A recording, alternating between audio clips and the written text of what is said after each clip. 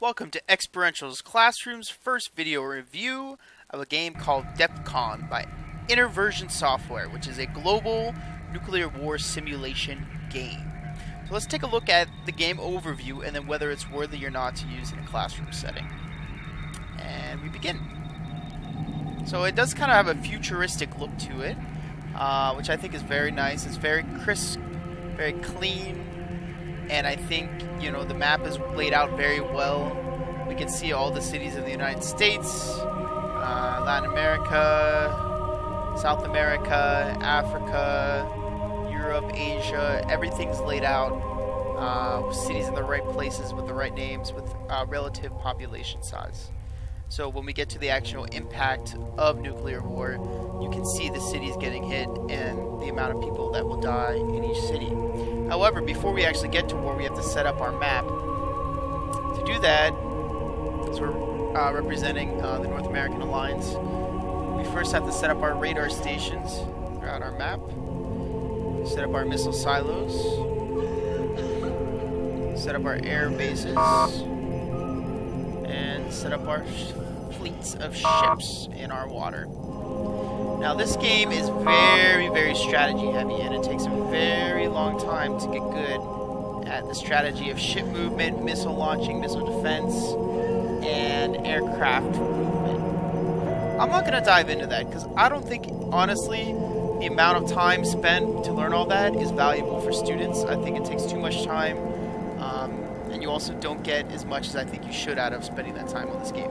However, what I do think is beneficial is when we get to DEFCON 1, it really shows students the impact of what could happen with global nuclear war. Right now we're at DEFCON 3. In the game, you can move ships around to start getting good locations for attacking other countries and other alliances. And so we'll move our ships across the water. Again, we're moving actually at a 5 times of real time.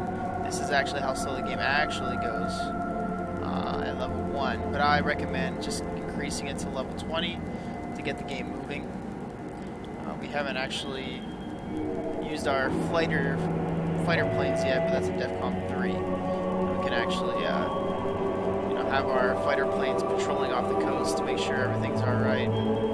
As you can see, we have some incoming ships that will be fighting our ships as well over here. DEFCON 2. Oh, okay, Mexico and the allied countries are attacking our country. But we do have a lot of missile defense systems set up as well to shoot down some of these aircraft. But you can see the general ebb and flow of the game right here as we move along. And we'll be hitting DEFCON 1 soon, that's when it gets very scary. But in the meantime, the strategy is really moving these ships around, moving the fleets around, managing your fleets in order to get in better positioning to actually launch nuclear missiles from your submarines, which hopefully by DEFCON 1 will be in position to launch. Okay, so now we are at DEFCON 1. So you can see that launches were detected all over the world.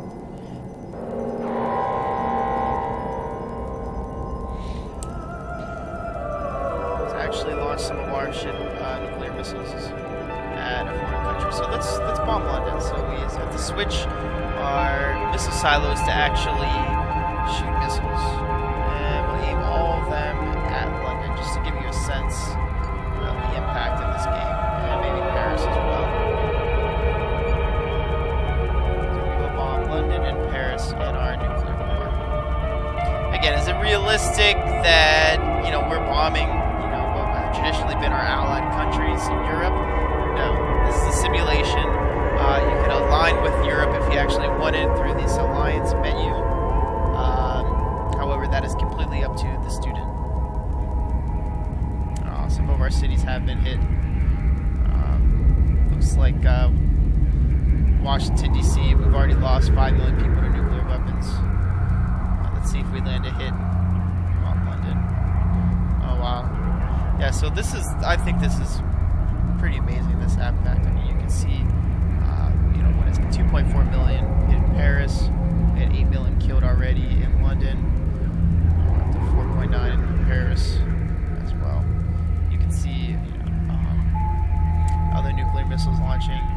lost 7 million in California.